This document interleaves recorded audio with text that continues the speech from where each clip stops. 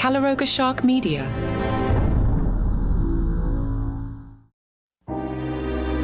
Hello and welcome to Murder Weekly. This episode is titled The Lucky Ace Motel, A Christmas Mystery.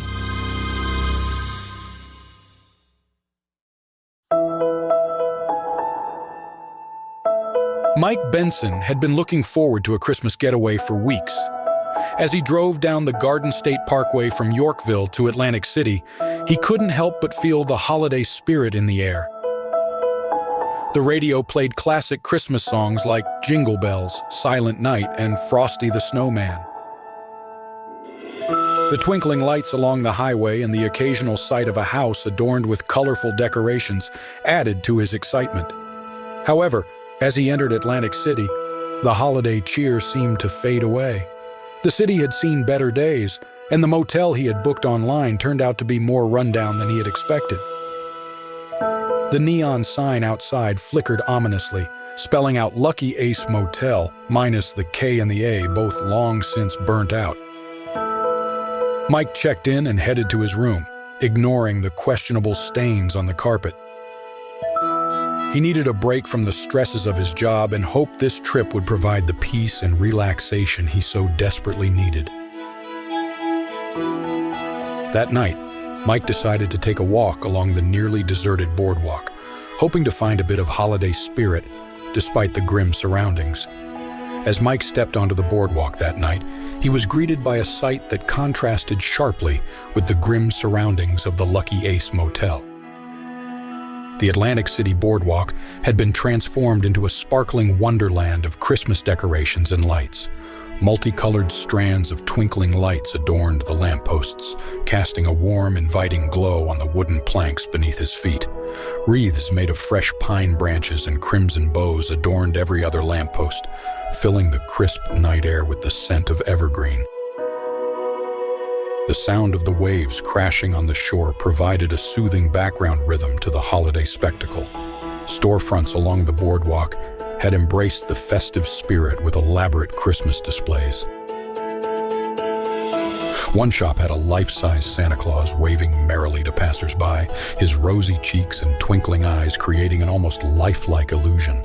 Another storefront had arranged a miniature winter wonderland, complete with tiny houses dusted in artificial snow and a miniature train chugging its way through a snowy landscape. The storefronts were playing a medley of Christmas music, and the melodies wafted through the crisp night air. Mike could hear classics like Deck the Halls, Rudolph the Red-Nosed Reindeer, and Joy to the World, emanating from hidden speakers, creating a harmonious background to his solitary walk.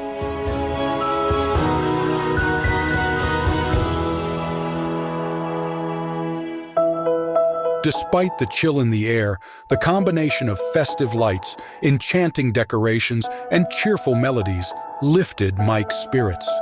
It was as if the boardwalk itself had come alive with the magic of Christmas, providing a stark contrast to the dark events that had unfolded at the Lucky Ace Motel. It was a reminder that even in the darkest of times, the holiday season had the power to bring light and joy to the most unexpected places. After a while, he returned to the motel, feeling somewhat refreshed. As he approached his room, he heard raised voices coming from the neighboring room. Curiosity got the better of him, and he hesitated, ear pressed against the thin wall. "I told you, Gary, I'm done with this, no more." It was a woman's voice, and she sounded both angry and scared. Mike debated whether to intervene, but before he could decide, the argument escalated into a violent struggle. He heard a loud thud and a gasp of pain.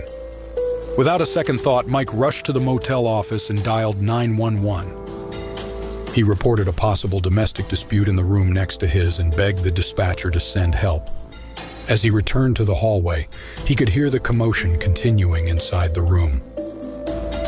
Minutes later, the police arrived, their flashing lights cutting through the darkness. Mike explained what he had heard, and they quickly entered the neighboring room. The scene that greeted them was nothing short of horrifying. Lying on the floor was the lifeless body of a man, his face contorted in pain. A pool of blood spread around him, The woman, trembling and tearful, was cowering in the corner. The officers immediately secured the area and called for an ambulance. Mike was questioned by the police, providing them with his account of what he had overheard. The woman was identified as Lisa and the deceased man as Gary Johnson. The officers noted that the room was decorated with tinsel and a small, battered Christmas tree which seemed out of place in the grim scene.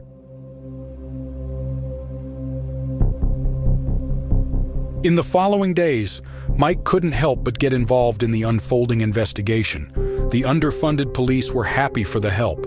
Lisa, shaken and scared, had no recollection of what had happened. She claimed that she and Gary had come to Atlantic City for a Christmas getaway, just like Mike.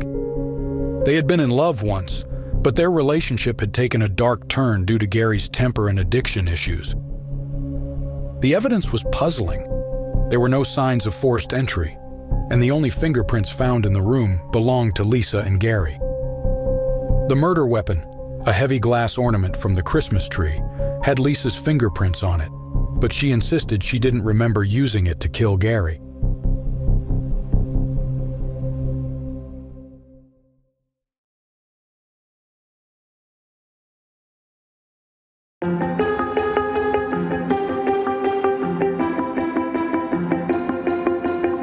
Mike Benson had become obsessed with an audiobook, Shadows of Yorkville, a gift he received from his secret Santa. He couldn't help but draw parallels between the book's fictional detective, a brilliant but flawed character, and himself. Outsiders would have thought this an absurd comparison, but Mike believed it. Mike couldn't shake the feeling that there was more to the story than met the eye.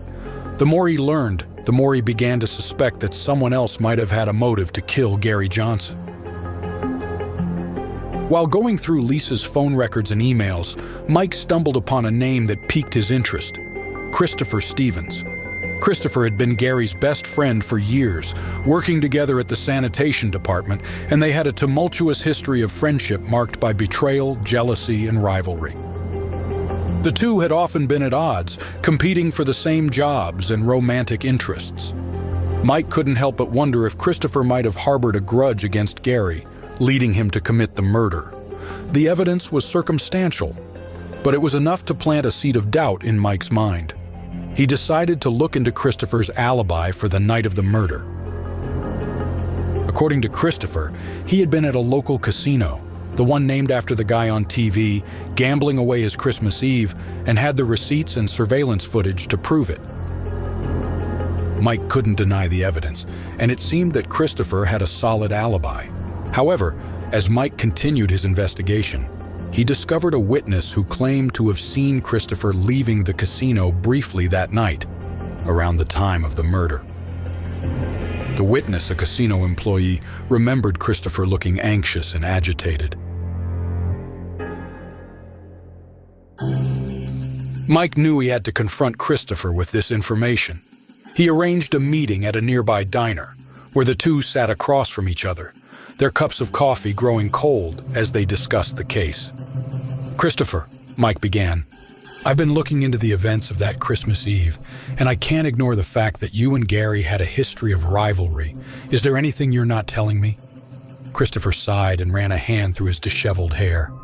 "Look, Mike, I won't deny that Gary and I had our issues, but I was at the casino that night. I can prove it. I have receipts and surveillance footage to back me up." Mike nodded, acknowledging the evidence. "I understand that, Christopher, but I also spoke to a witness who claims to have seen you briefly leave the casino that night. Can you explain that?" Christopher's eyes widened, and he seemed genuinely surprised. "I have no recollection of leaving the casino. Maybe I stepped outside for a smoke or something, but I certainly didn't kill Gary. Why would I do that?" As Mike left the diner, he couldn't help but feel that he had stumbled upon a red herring, a misleading trail that had diverted his attention from the real killer. The case was far from solved, and the Christmas Eve murder at the Lucky Ace Motel remained shrouded in mystery, with multiple suspects and motives still in play. Mike decided to look into Christopher's alibi for the night of the murder. According to Christopher, he had been at a local casino gambling away his Christmas Eve and had the receipts and surveillance footage to prove it. Mike couldn't deny the evidence, and it seemed that Christopher had a solid alibi. However, as Mike continued his investigation, he discovered that the casino employee, Kara, who had claimed to have seen Christopher briefly inside the casino that night, was acting strangely. She seemed nervous and avoided eye contact whenever Mike approached her. Mike decided to confront Kara about her statement. He found her in a break room at the casino, sitting alone and fidgeting with a napkin. "Kara," Mike said calmly, "I've been looking into the events of that Christmas Eve, and there's something I need to ask you. You mentioned that you saw Christopher Stevens inside the casino that night. Can you tell me more about that?" Kara hesitated, her eyes darting around the room. Finally, she sighed and looked up at Mike. I made a mistake," she admitted, her voice trembling. "I didn't see Christopher that night. I thought I did, but I was mistaken. I didn't want to get involved in this, and I didn't want to be dragged into a murder investigation." Mike nodded understandingly. "I appreciate your honesty, Kara. It's important to get the facts straight. Thank you for coming forward." As Mike left the casino, he couldn't help but feel a mixture of relief and frustration. Kara's false statement had indeed led him down a misleading path, creating a red herring in the investigation. It was clear that there were still many unanswered questions, and the true identity of the Christmas Eve murderer remained elusive.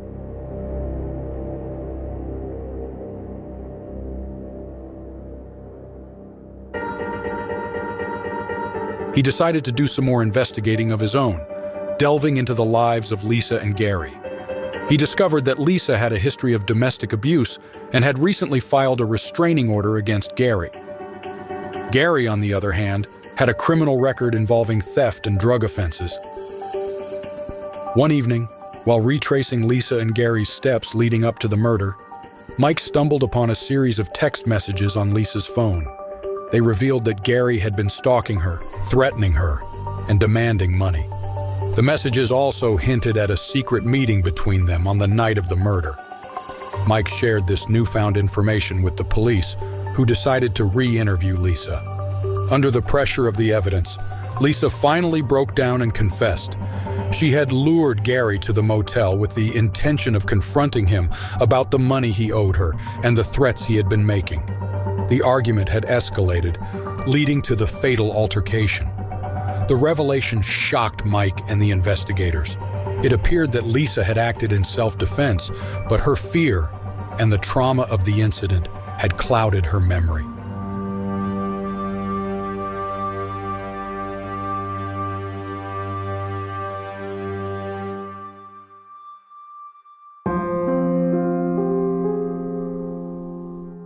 As Christmas approached, Mike couldn't help but reflect on the complexities of human nature and the darkness that can lurk even in the most festive of times.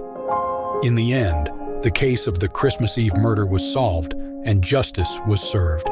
The Lucky Ace Motel would forever be associated with the chilling events that had transpired within its walls, and Mike Benson would never forget the Christmas that had led him into the heart of a mystery, where shadows and secrets held sway even in the season of goodwill.